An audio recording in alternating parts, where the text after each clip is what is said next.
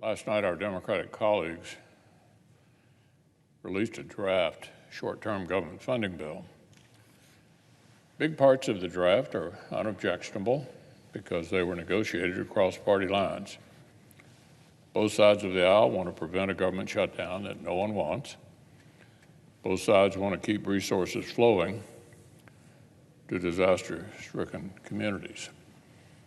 In fact, both the Democratic chairman of the Appropriations Committee, Senator Leahy,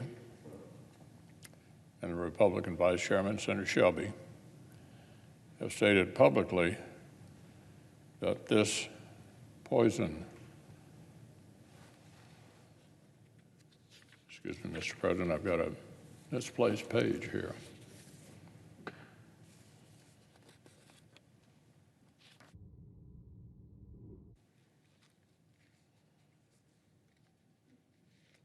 As I was saying, both sides want to continue time-sensitive support for Ukraine, but unfortunately, our Democratic colleagues decided to put in extraneous partisan language, in fact, a poison pill.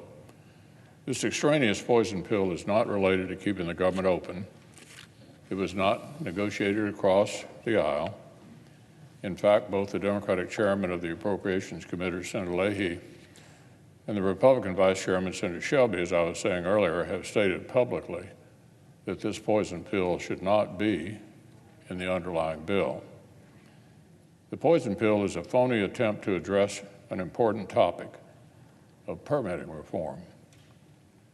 It is much too difficult to build things in America and unleash American energy. Liberal regulations and red tape are a huge part of the problem. That's why Republicans are the leaders on this issue. That's why my colleague, Senator Capito, has introduced a strong, robust package that would actually move the ball forward. What our Democratic colleagues have produced is a phony fig leaf that would actually set back the cause of real permitting reform.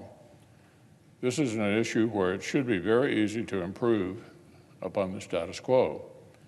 But amazingly, our Democratic colleagues have managed to write language that would actually, listen to this, make things even worse. Senator Manchin's bill goes out of its way to avoid actually amending the National Environmental Policy Act or any other environmental law. It layers new bureaucracy on top of existing bureaucracy. Its new requirements and deadlines are paper tigers with no enforcement. The few parts of this legislation that would actually change the status quo would take things from bad to worse.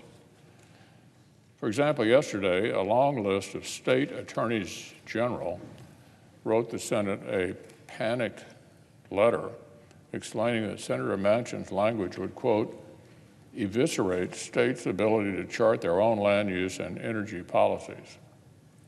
Eviscerate states' ability to chart their own land use and energy policies. Among other problems, they explain how this legislation creates a backdoor to sneak through an electricity grid takeover, much like the Obama administration's unconstitutional so-called Clean Power Plan. These state-level officials are also sounding the alarm about higher costs for their citizens. They write the Manchin proposal could impose, quote, potentially backbreaking costs on residents who may see no true benefit, no true energy benefit whatsoever. Democrats' policies already have electricity costs skyrocketing at the fastest rate in more than 40 years. The last thing that struggling families need are more Democratic policies that raise utility bills even higher still. This phony fig leaf is permitting reform in name only. It was written to drain the political will for actual reform without creating any meaningful change that liberal special interests might actually dislike.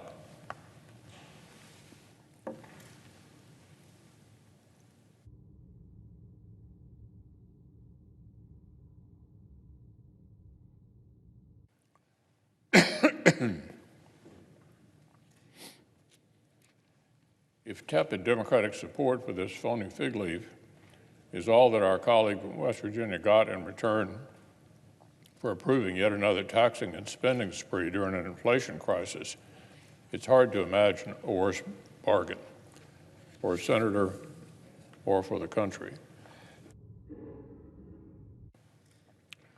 So, Mr. President, if the Senate votes today on proceeding to a bill that has this partisan poison pill jammed into it, I'll be voting no, and I would urge all my colleagues to vote no as well.